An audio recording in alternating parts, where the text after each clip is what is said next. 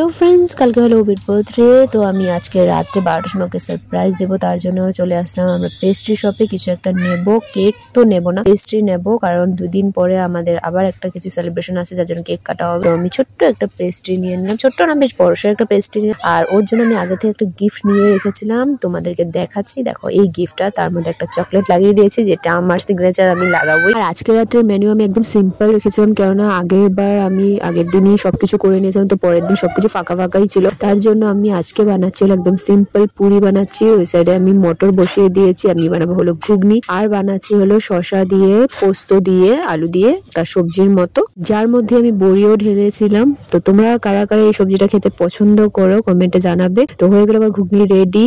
আর এখানে একটু ডাল ছিল, আর আমাদের শসা দিয়ে শস্য পোস্ত বানানো রেডি হয়ে গেছে। পুরিও ভেজে নিয়েছি, তো একটু ভাতও দিলাম, কারণ কি ভাত না খেলে ওর হয় না রাত্রেবেলা। তো ও টেস্ট করছিলাম, বললাম দেখো কেমন হয়েছে খেয়ে। তো খেয়ে ওর অনেকই ভালো লাগলো এটা। আর তোমরা এরকম ভেবো না যে ও ক্যামেরার জন্য বলে, ও যেটা সত্যি ওটাই বলে, খারাপ হলে ডাইরেক্ট মুখের উপরেই বলে দেয়, ও এতটাই রুড। তো ভালো হয়েছিল, তার জন্য কিছু বলেনি। এরপরে রাত্রে 12টা যখন বাজলো, আমি ওর কেকটা রেডি করছিলাম। আর গিফটটা আমি আগে থেকে এখানে লুকিয়ে রেখেছিলাম, কারণ ওর সামনে যদি আমি গোড্রেজ খুলি তাহলে ও বুঝে যাবে। আমার এখনো কেন জানি না মনে হচ্ছিল যে হয়তো বুঝে গেছে, কেননা আমার এগুলো করতে অনেকই টাইম লেগে যাচ্ছিল। আমি আস্তে আস্তে করে সব করছিলাম। তো দেখছিলাম ও শেষে মোবাইল টিপছিল, আমি এখানে পটাপট রেডি করে সবকিছু নিয়ে গেলাম ওর সামনে। আর ও পুরা শকড হয়ে তাকিয়েছিল। অ্যাকচুয়ালি এতটাও শকড হয়নি, কেননা ওর মনেই ছিল আজকে ওর বার্থডে। আর আমি যখন এত লেট করছিলাম, ও বুঝে গেছিলাম কিছু না কিছু করছি। আর এরকম টাইমে পায়েল ফোন করলো, পায়েল ওকে উইশ করলো। ফার্স্ট তো আমি উইশ করেছি, তো আমার আরো দুটা ফ্রেন্ডও লাইনে ছিল, ওরাও উইশ করলো।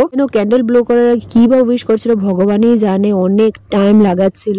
দেন ও ফাইনালি ক্যান্ডেল ব্লো করলো। তো পেস্ট্রি খাওয়ালো আমাকে, ওকে আমি খাওয়ালাম। এখন ও গিফটের মধ্যে লেখা নোটটা পড়ছিল, পড়ার পর রিয়াকশন দেখো, কি জবাবটা আমাকে দিল, তোমরা সবাই শুনো। কিন্তু আমার লস হয়ে যাবে না?